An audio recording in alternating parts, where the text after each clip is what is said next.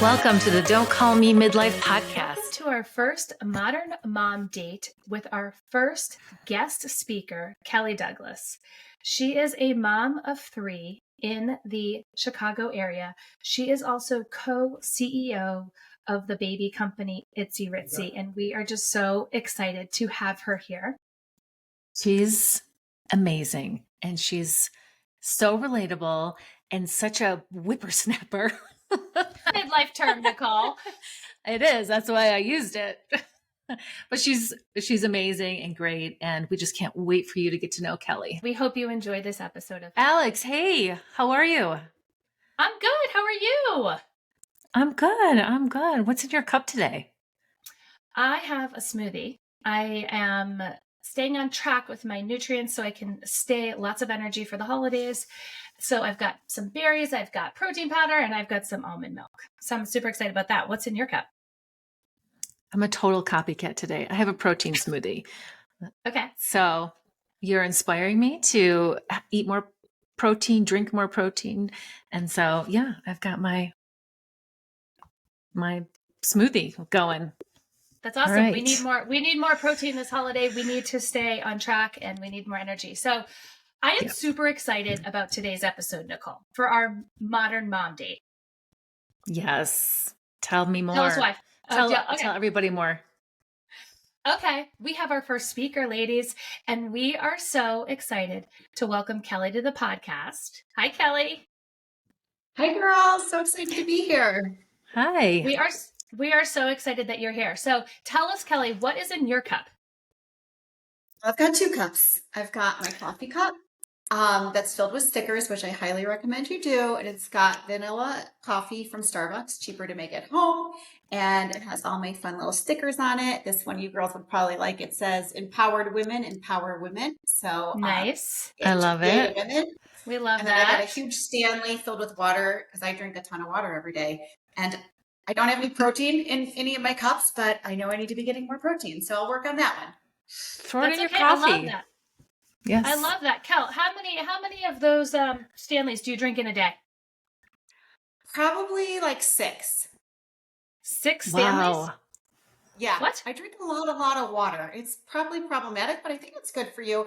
But yeah, I was a little low on my salt count, so maybe it's because I'm drinking too much water. I'm flushing everything out, but I drink a lot of water. It's my favorite beverage, followed closely by wine.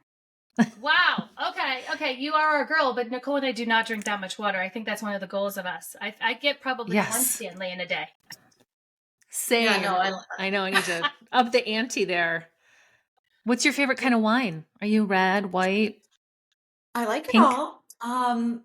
Rosé only if I'm like in Italy or on Alex's like back porch or somewhere like in the summer, but I don't like to do rosé when it's not summer. I know it's kind of cliche right now, but I do like Sauvignon Blanc. Yeah. I love it too. Yeah, I don't think it's cliche at all. Listen, it's very midlife. Listen. Here we go. We're already getting started with the term. Yes, we are. So go ahead, Alix. So I was going to say that I think of midlife and I think of Chardonnay. Is that bad? But you know what? Chardonnay's having a comeback. Yeah. I feel like Chardonnay's coming back around. Like we grew up and our moms were drinking Chardonnay. And now people are kind of switching a little bit from Sauvignon Blanc to Chardonnay. I sometimes will mix it in. But yes, I agree. It's totally reminds me of our parents. Yeah, it does. I can't do Chardonnay. Moms. Yeah. Yes. I held out for a long time. Yeah. All right. Maybe I'm older than you. No. Let's circle back to this midlife term because you're like, here we go. So yes, tell me, do you like the term midlife? No, I hate it. I think it's awful. That was really quick. That was quick. Okay. Tell us why. Why? What do you think of midlife? Because you even need... Well, I think that sounds like an ending, and I don't know. It feels like negative. And I know your podcast is called "Don't Call Me Midlife." Or midwife. Don't call me midwife. Yeah. I mean, props to all the midwives out there. But don't call me midlife. No, because, I think that feels like, things are ending and things are always just beginning. And you never know how long you're going to be. alive. So we could be past midlife. We could be not even to midlife. So just enjoy today and tomorrow. And I try not to focus on it being like an end or middle. And then I middle. So, agree. so Kelly, do you embrace midlife, or are you not embracing it? I can't Oh, tell. I just embrace life. Like, I mean, Okay. you are where you are, and whatever comes up, you got to just deal with it. But I don't think of it as like a phase. I just think of it, I know people say it's the season you're in. I just think about it as life. So whatever you're going through it. But I don't try to put it into like buckets or categories personally. Okay, I love that. That is, I Yeah. think, how both Nicole and I view it too. It's different at different Okay. times, right? Yeah. So, with this modern mom date, what we're going to do, just to tell you a little preview, is we ask a couple Sure. easy questions, right? Then we're going to get into some deeper questions. And Nicole and I love the concept of the modern mom date because at this point in our life, we're probably meeting a lot of new moms. And we sort of want to decide, are they going to be our mom friend or are they not? So we have thought about some thought-provoking questions to ask to see about you being our friend and our mom friend. Oh, I better be your friend. If I'm kicked out of the friendship at the end of this podcast, I'm in trouble. So Maybe I'm the one that needs to be interviewed. I'm the newbie here. Yes, yeah, those that are Kelly and listening I might have not known each know other that. from college. Yes. She was my big sis in my sorority, so I met her when I was 18 years old. So it's a friendship. I was about to say 20 years, That but sounds crazy, it's but it's almost actually 30. longer. You need to up that number. Yeah, I don't know how she's still friends with me, considering when she met me, I had a bag of pretzels tied around my waistband. What a dork. You But were really enthusiastic, and I think that's what always drew you to me. I met Kelly my first day of my freshman year. She's a year older than me, and we have been besties through it all. And so it's been fun for that. So that's why I was super excited to have her here. So, easy question. What is your nighttime routine? What do you do? Do you have lotions? Do you have how do you okay, get I'm good pretty sleep? simple with in terms of like, yeah, pretty simple with like getting ready for bed, of like washing my face and doing very simple products. And then when I'm getting into bed, I'm a pretty bad sleeper. So I do have kind of a random routine that's really not that hot. I sleep in with air, what do they call? Earplugs. Yep, that's hot. I sleep with like a night guard, like a mush mouth, because I grind my teeth, probably because I'm Same. stressed out a Mhm. lot of the day. So that's sexy. And then I put lotion on my hand. And sometimes I'll have like a lavender like drop that I'll do on my pillow. And let's see. Oh, and like a lip balm, like mask that actually Alex sent me as a present years and years ago. And I've kept it up. It's called like Laneige or something. How do you say that? Yes. It's my That's our favorite. favorite. Laneige. Yes. Yeah. Yeah. Yeah. So that's all Yes. my top drawer, next to my bedstand. I love that. I love that. I think, as we do get a little bit older, our nighttime routine grows more and more important. And we talk about that a lot. And getting good sleep is also really important. And figure out what works for you. That sounds like a pretty low key nighttime routine. I would have expected yours to be a little bit more complicated. That's so funny. I'm Do you, extra enough. So my nighttime's pretty chill. Although I did just start doing a magnesium like pill like supplement at night to see if that would sleep. I used to do melatonin until my husband sent me an article about some of the reasons not to do melatonin. So talk to your doctor, not a doctor. But I switched to magnesium. Don't know if it works or not. And my workout girls were telling me the other day they spray like magnesium on their feet. Have you ever heard of this? Like help you no. sleep? So maybe Yes. that's something you have to try. They say it does not smell or anything, and you spray it on your feet. So I might be adding that to my very sexy nighttime routine. Do you have a fan I in have your used room? that. They say if you lower your core temperature, that helps you too. No, I just take my clothes off. Oh, okay. Okay. Well, you can do that too. You You can have do that older too. kids, I'm assuming, yeah? Because the Yes, little but ones will just barge right in. you could just drop them right next to your bed so you can quickly throw them on as needed. Right. Okay. You're That's not a good this far. trick. Thank you for that trick. Thank you for that trick. So Kelly, we know that you are a mom extraordinaire. You have 3 kids, one in high school, one in one in college, one in high school, one in middle school. And you are also Right. at the same time of taking 3 kids with your wonderful husband, who I adore. You are the CEO of a very successful company, and you're the co-CEO with your husband. Can you talk a little bit about your history, about how you found the company, what drove you to want to buy a company, and just sort of tell our ladies a little bit more about you? So right after college, I moved straight to New York City because I felt like if you can make it in New York, you can make it anywhere. And I was super ambitious. And I was doing IT consulting in Manhattan. And that's where I met my husband, Brian. And we did the grind for a while. And then I decided to become a stay-at-home mom when we had our first baby, which kind of shocked a lot of my friends because they probably thought I was always going to be working.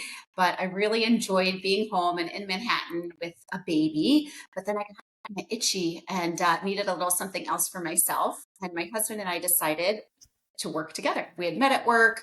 We just thought it would be really fun to do something together. So we started a company called Itzy Ritzy, and we manufacture baby products. So everything from pacifiers to toys to diaper bags. And it's been a long journey. It's been a struggle along the way, but we're in a great spot now, and we still work together and enjoy working together.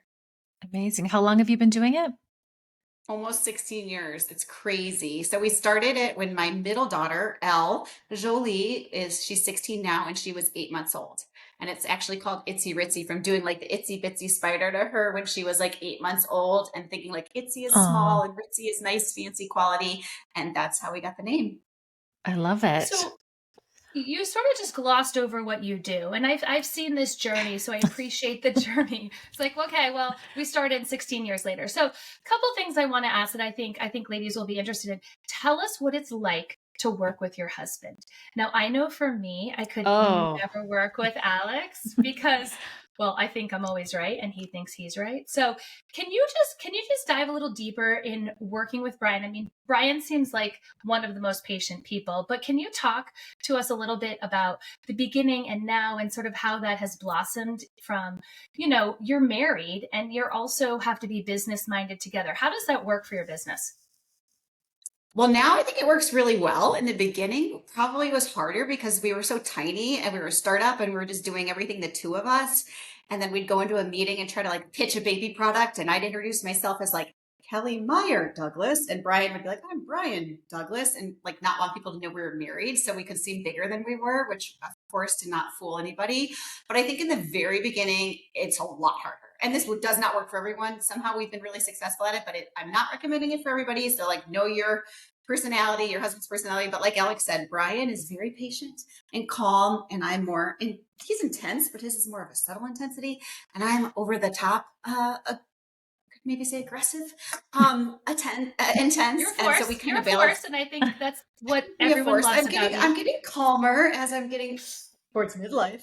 Um, However, I think that we balance each other because we take different kinds of risks, have different approaches to different problems. So we actually balance each other out pretty well. And now as we've gotten bigger, it's been easier to really divide what we do so that we're not stepping on each other's toes. And I have authority to do what I want to do in product development, social media, sales, and Brian manages the finances, the operations, and we really kind of split it and don't have the same people reporting to us. So it's not awkward also for the team to work with a husband and wife, which I can imagine is very bizarre. So we try to like, we're not like affectionate at work or like huggy or kissy or make other people uncomfortable. So yeah, it works for us, but it might not work for everybody. And sometimes it's easier and harder depending on like the stage of life, how little the kids are, how the business is going. If you can able to like, I'm not great at stopping. So to come home, Brian's really good to like put his phone down and kind of be done. And I'm constantly checking and working. And I think that's something I need to do better at is really trying to disconnect from it. But it's hard when it's your own business and it's like kind of in your DNA. Yeah, I was going to ask sort of how do you separate when you come home your business from your home life? Like, how do you guys do that? It sounds like you don't do it well, and that's something you need to work on. Working on it, definitely working on it. do you carpool? We don't carpool. No, we don't. You That mean like is in the a big morning, thing. like on the way to work? Yes, we do not carpool. But here's the other thing that's crazy because like with hybrid working now since the pandemic, so I only go in the office now 3 days a week and Brian goes all five. So we actually have those days where we're separate, which I think is kind of nice because I do like my own space and quietness and um that meant feel good knowing that Brian's there because it takes some of the pressure off me knowing he's actually at the office. So we do a good job about it. If you asked him, he'd say we do a great job at it. I think you guys do too. And so the way that I like the divide and conquer. Is that the way you have your family life too? Do you divide and conquer with Brian, or how do you make it work at home between the two of you too? You know what I think is awesome is to find a good partner. So Brian and I are just equals in everything that we do. We're totally aligned as partners. I grew up thinking men and women were totally equal. My mom and dad both worked and both did work within the home. My dad made my sandwiches, curled my hair, like did all of the things. And so I always just knew that was an expectation of men and women being equal. And Brian is my equal. I'm his equal. We just conquer everything as a partnership. And so, of course, there are things that maybe I buy more of the birthday gifts and he does more of the yard work. There's some traditional roles probably in there somewhere, but we really tag team everything that we do. And it really works. I mean, of course, there's times when everyone's tired or crabby or you're just tired of, like, my thing that I hate the most is talking about schedules every day. What are the schedules? Who has to run carpool? Where do the kids have to be? Do they have overlapping games? Who's going to go to what? Like, the schedule talk is draining to me. But I really do think we divide everything out really well. And another like kind of tip, and Alix does this really well, Nicole, you might too, you can tell us, is I get help.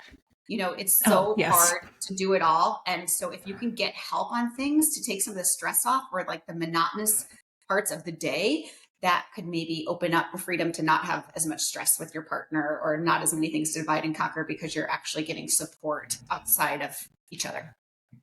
I love that. I had someone who listened to the podcast say that they would love an episode on that, on delegating and how you feel about that. And I think that's something as we get older, we know our strengths and weaknesses better and where we're okay to admit them, especially to ourselves, to our partner. So delegating what you're not great at or what you're able to delegate is really, really important. So I just love that you said that because I wholeheartedly believe in that. Yes, and then it gives you gives time you for more yourself. time. Yeah. And time for yourself and the important stuff, like to be spending time with your kids, spending time with your husband and not constantly stressed about, let's just call it like folding laundry or depending, whatever that hard thing is for you. And I think that a lot of people, especially if you're a stay-at-home mom, it's hard to feel okay about getting that help because you put too much pressure on yourself that you're supposed to be doing it all. And you're maybe not bringing in income at the time. But I think that Alix, you were a really good example of that since we were little, even when you were a stay-at-home mom, you got help with things. And I think that there's ways to figure it out, or maybe you barter. And it's like, I have another friend who would be like, I'll take your kids one Friday night and for a sleepover, and then Saturday night or the next weekend, you do the flip. So you can, help each other out even without spending money. And, it's really important to get help for that stuff. So you're just not constantly exhausted because guess what? We're already constantly exhausted. And then you got all the stuff on top of it, like all the mom stuff, the house stuff, it can be a lot. So if you can get help, do it and don't feel guilty about it. I did not feel an ounce of guilt about it. Zero guilt. No. There's no guilt there. But I'm over the guilt. Yeah. Exactly, Nicole. Like the mom guilt. I'm over that. I mean, I think it makes you be a better parent because you're able to show up and be a parent versus like being so stressed out by doing something else.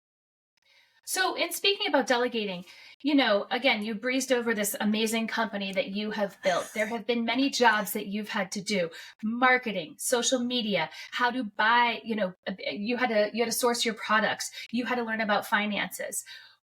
Tell us just a little bit, because we know a lot of these ladies right now in midlife, like myself, like Nicole, are starting our businesses, right? I haven't been an entrepreneur for 16 years. So in thinking about how you started your business and thinking about your strengths and weaknesses, how did you learn all those skills? And how did you know when it was time to sort of delegate some of those tasks? Because there's bigger picture as the co-CEOs that you have to look at your business, right? And how also, this is a complicated question, but how did you learn to trust people too in your business? Because this is your baby, right? Itzy Ritzy is your fourth baby. I know that. So talk about the beginning stages and how raising 3 kids, and how did you sort of in the beginning do all of this? Because it's pretty amazing. Well, I think one was like our premise was, because we came from being professionals, was how can we bring like a professional mindset to a business that might not already start off, because maybe you have a great idea, you're an inventor, you're sewing, you're making something at home, but you might not have the business acumen of like how to elevate the brand. So I think we were really thoughtful of what to go into. We didn't just choose baby products because we had a baby. And I actually didn't have like a big idea.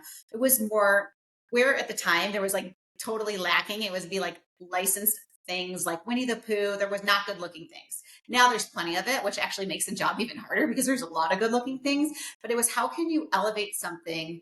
And we chose baby products because we believed that people would, they spend money on their kids and their pets. And so we thought we could do a good job of bringing our business and trying to elevate some products and build a brand. And that, I think, is a hard thing to build a brand. That's why it takes a long time to do it. But I'm really proud of the brand that we built. But I think your question was, how do you delegate? That's something that I was horrible at. I am a bit of a control freak and type A personality, and I want everything perfect. And I actually have written up on my whiteboard across the work, probably wrote it 9 years ago, and it's still there, even though it's getting a little eraser marks through it, or just from where it says, don't let perfect be the enemy of good.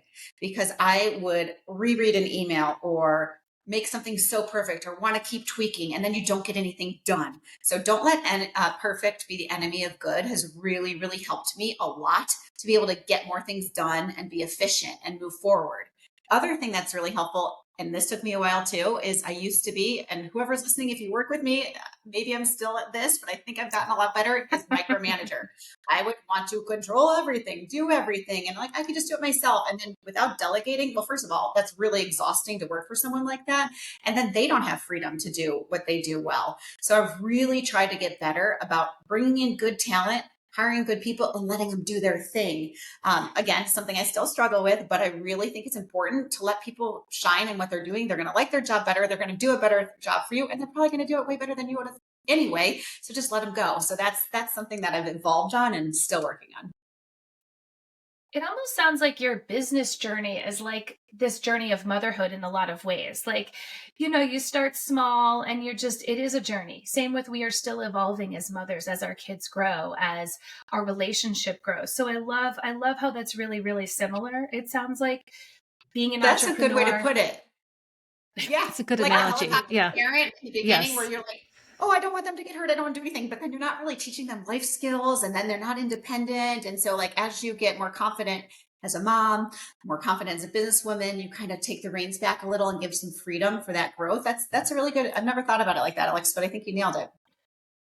What about taking risks? I think, a lot of us can be risk adverse. What is one risk with your company that was really scary, that you and Brian and your company took a risk and it either went well, or what, you learned from the risk? I believe taking risks in anything is worth it because you're going to learn the lesson. Can you remember a risk that you took in your business? Well, probably starting the business, because I was already a stay-at-home mom, and my husband was working in Manhattan at a really good job, but he was really missing me. And at the time, our first daughter, because he was working about 100 hours a week, and it was just, we really like to be together in a good family. And it's really hard it's called like the golden handcuffs, to actually like quit your job and go do something. So that was a huge risk.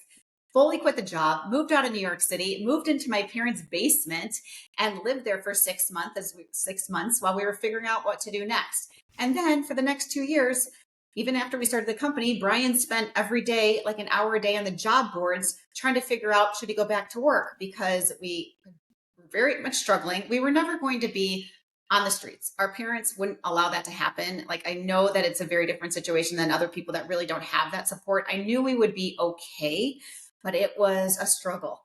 And we had a really hard time paying our mortgage and doing things like that. And so I think that was a lot of pressure, probably felt more pressure even on Brian, which is kind of a gender stereotype, but I think he really felt like, I've got this little family. At the end, we had 2 kids, and that's a lot of pressure. And so that was a huge risk, to keep going and not like quit and have him go get another job for that safety. And I think that's what separates entrepreneurs, is like, you got to take the risk. Everyone's got an idea, or, oh, I could have done this, or we could have done this, overnight success. Then go do it, because it's very scary and it's very lonely. That's the other thing about being an entrepreneur that people don't talk about. And maybe parents feel like this too, or moms, but it's a lonely journey, because you don't really want to admit like how hard it is, or that it's not going well, or you're not hitting your numbers, or you don't know if you can make payroll. So I think it's really lonely. And that's something I've started to talk about now, after further through the journey, because if there are other entrepreneurs out there, to know like, you're not alone in this, and it is stressful and it is lonely. And I think that's relates back to moms too. Like, it's okay to say, I'm lonely, I'm bored, I need something for myself, I feel like I'm losing myself. So I think that it's a parallel there again. And Alix, I think you said like in midlife, how do you shift? How do you like now you're just getting started, you both on this new podcast and you've done other entrepreneurial things, but how do you do it? You just got to get going and do it. And I think that starting to care less about other people's opinions really makes a big difference. And like also, you don't have to tell everyone what you're doing. You can just be quiet in your goals and what you're going to do and just show them what you're doing. So just get started. Yeah, you just got to meet fear in the face and just push past it and just try and you it. can start small. And, Put yourself out there. And like Alix used to write for our blog. Do you remember that back in the day? Like 12, 14 years ago, she was writing for our blog. Like I was paying her nothing. Maybe I gave you a free snack bag. Sorry about that. But like just put yourself out there in little baby steps just to expose yourself to different people. And another thing about taking those risks is if you've got an opportunity, go for it. So like people are like, oh, are you lucky? Or do you like give yourself the credit? But I don't know that it's lucky. It's like luck favors the prepared, or like if you take the next step. So if you've got a connection or you're asked to be on a podcast, you say yes, or you just do it. And you might expose yourself to something else and it leads to other things. It just, life is so weird and interconnected. So just go for the things. You have nothing to lose. Well, it's about being open to it, right? And also showing up for yourself in different capacity every day, right? You were so consistent with Itzy Ritzy, just like we are with our families. And some days, you know, you don't feel like going to your job. You don't feel like being a mom, but showing up in that capacity that you can shows real strength. And I know you have always been an inspiration to me. So I think that's amazing. And I remember when you started your company, I thought, oh my gosh, her and Brian are crazy. I did not know even what you're doing, but I was like, I love snack bags. They're so great. So I think you embraced your community and the people that you could. And I think, you know, one of the reasons why Nicole and I started this podcast is to embrace this not so midlife community, which, you know, there's a lot of people that want to speak about postmenopause or people with little babies, but this in between I think is really, really important, where we're doing a lot of good work and we're realizing who we are in just different ways. So I love you sharing your story. So we've got some other sort of thought-provoking questions for you. Okay. We want to get you're an amazing person overall, but we want to get to know you a little deeper. Nicole, do you want to ask it or do you want me to? Oh, geez. The build up. Oh, geez. Go ahead, Alix. I have questions too, but this one sounds good. I don't want to get it wrong. Okay. So these are a couple just thought-provoking questions. And you know what? When Nicole and I were talking about these, I actually don't know your response to these. And I think these are questions for the modern mom date that we want to encourage ladies to talk about with their friends a little deeper, like you're saying, a little deeper than those schedules and maybe your past history or future history. So we want to know, do you feel as though you are the main character in your story right now? Past, present, future, and why? Okay, so main character energy like that. I would say, yeah, I'm the main character. Just as Nicole, you should be the main character. Alex should be the main character. My daughter Brinkley should be the main character. My daughter Elle should be the main character. My son Brooke should be the main character. Brian should be the main character. It's a lot of main characters, but I think there's space for all of us. So why can't we all be a main character? It doesn't mean you don't play supporting roles and help lift everybody else up, but my life isn't more important than the next main characters or the next, but don't shy away from it, man. Totally think that we should all be our own main characters as long as that we're supporting everybody else and being really good to them too. So I don't know if that answers your question, but I'm going to say hell yes. So we're hell yes as well. I know Nicole and I both are. So, good. You know, having that confidence, you've always been a really confident woman. And I'm just wondering, how has that sort of evolved throughout your life? Where did you get that confidence? Are there times when actually, Cal, you haven't felt so confident? And what do you do in that, you know, situation? 100%. I don't think I was always that confident. I think I was kind of just dorky and didn't realize that I was a little different, like weird. So maybe it came across as confident, but let me just tell you, in junior high school, definitely was not that confident. I was awkward. I did not find myself like that cute. I definitely was not the most popular person, but I think that my parents always well, they were confident in who they were. They always made me feel good about who I was. So I never like doubted that love from home or being like a good person. And I think that as I've gotten older, I also just care a lot less what other people think. So I think that turns into confidence. Mm-hmm. And I do see in my daughters, they're very confident. I wish I had that confidence when I was younger. And maybe it's just because they've been nurtured and exposed to treating them not like little babies, not dumbing things down and just nurturing them as they are and just trusting them to make good decisions and choices. So I think my confidence has evolved. Maybe it was always there, but in a different kind of way. And I also am confident enough to know that I don't know everything. And I'm never the smartest person in the room. There's always people that I can be learning from. And if you are the smartest person in the room, move to another room. You want to keep go into a different room. Yeah. We love that. We love that, Cal. We love that. You need a new room if you're the smartest person. Yeah. You need a new room if you're the smartest person in the room, right? Right. I love that. And that's how we keep evolving. That's how we keep growing. That's how we keep changing, for sure. I love that. That's awesome. Oh, go ahead. Sorry, Nicole. Oh, no. I was just saying, so what do you do to keep evolving? I mean, I like the analogy of go to a different room, but what, Alix and I had a conversation and she said that she, when she was in Europe, that she did a little like self-discovery and she realized she loved art history and she went to some museums by herself and we talked about trying new things. So That's what do you really do? Good. Yeah. Oh gosh, it's not going to be anywhere as interesting as that. Well, like I've like pickleball now. If that doesn't say midlife, then what does? Oh my goodness. So we have been into pickleball as a family. And one of my to-do lists is to get a pickleball lesson or maybe find a new, like a pickleball partner, like a girlfriend that would want to do pickleball with me once a week. So that's on my to-do list is to just get better at that. Involving, I think also learning new things. Like you mentioned, Alix doing art history. Like I did a painting class with my daughter a couple of weeks ago, and that was really different and nice. And the thing is, you don't have to go in a huge group think like, oh, are all the women in the neighborhood going to do this? Do I have to get a group together? Just go and do it. And so I'd like to do some more stuff with art. You're always evolving. And if you're not, I guess you're dying. So keep evolving. Yeah. It's hard when you're exhausted, especially when you're in the thick of it, when you have like that littles and you're just so tired and just getting through the day. That's probably hard to keep evolving. But once you get a better balance, like you said, now at this phase or season of our life, I think it is important to just like not getting lazy and pushing yourself to keep doing new things. Yes. I love that. And finding sort of maybe old friends, new friends to do that along the way with you and keep finding those people that keep wanting to grow and change and evolve, right?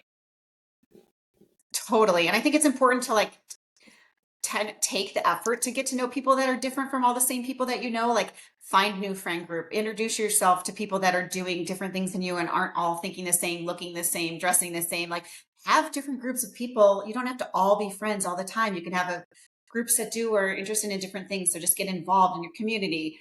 Right now, I get a lot of, I feel good when I help female entrepreneurs. So I like to help at the high school with entrepreneurs or even like talking to y'all about what you're doing. That gives me energy and it makes me feel good about, giving back's not the right term of just like supporting other people to do what they want to do. Yes. No, I love that. You're definitely having a positive effect on people for sure. And I think that's what gives you energy and keeps you going more and more, right? I hope so. You've given so many great tidbits, some great advice. I love all of it. And I love your energy, Kelly. Thanks, Nicole. And Nicole has been so me too.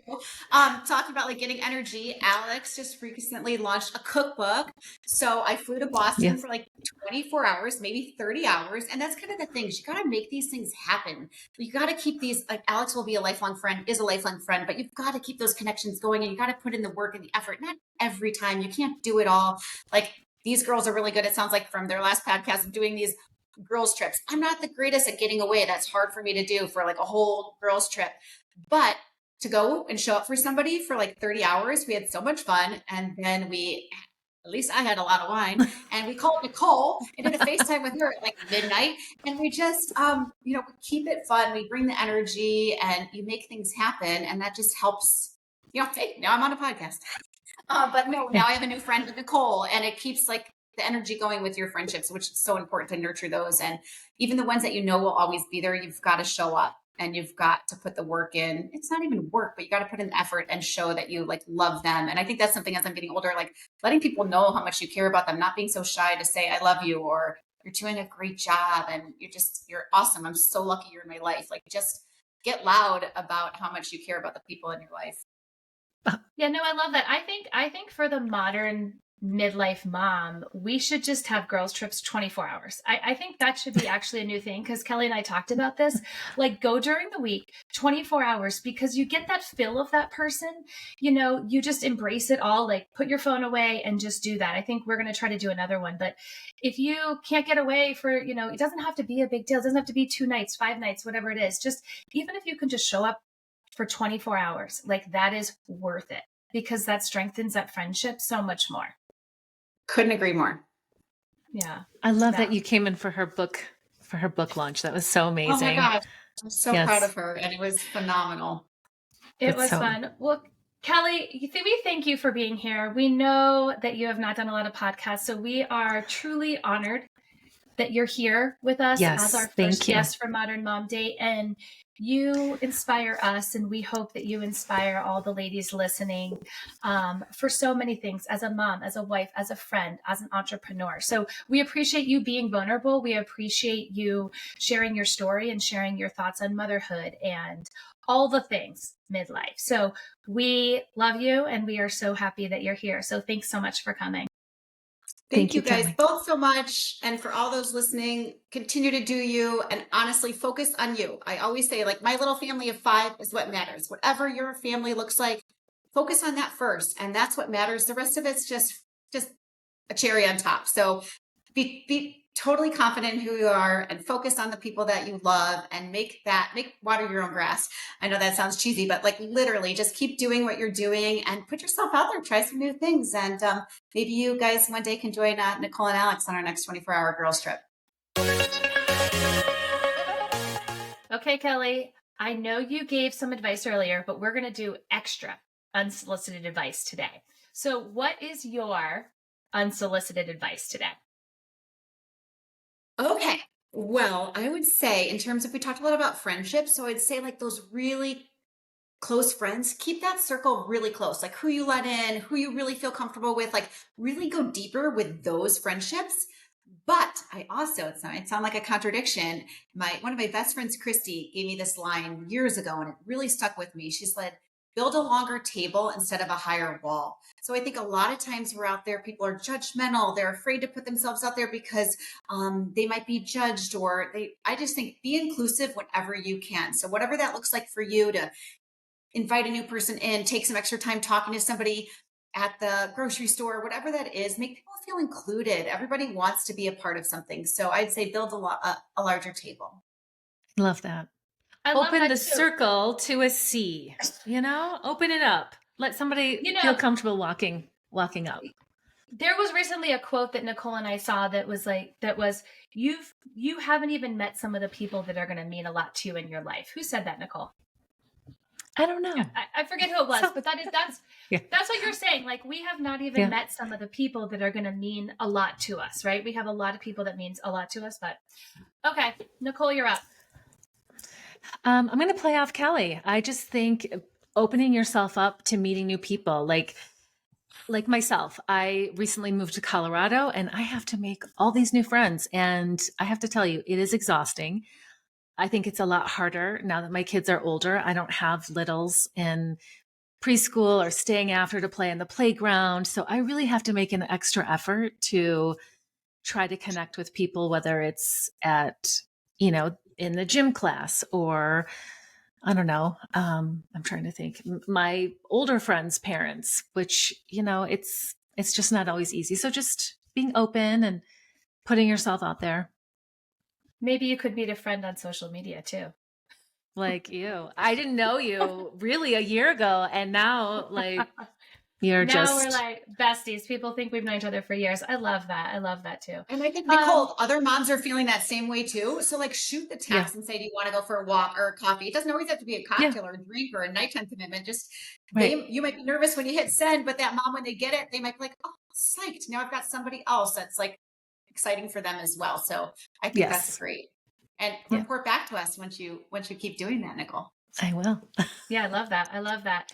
I would say today, my advice would be to take risks. It doesn't matter how old you are, where you are in life. I think take those risks. Don't be afraid of it, because even if you fall, you're going to learn something from it, and believe in yourself a little bit harder, I think, because you are amazing, and you have so many gifts, and you need to share those gifts with the world. So take those risks, ladies. Let's get that sticker. Cheers to that. For my mug. Yeah. Believe in yourself. Believe in yourself a little harder. That's good, Alix. Trademark that. Yeah. All right, ladies. We got to cheers. put that we'll up. Talk later. Cheers. Bye. Bye. Bye.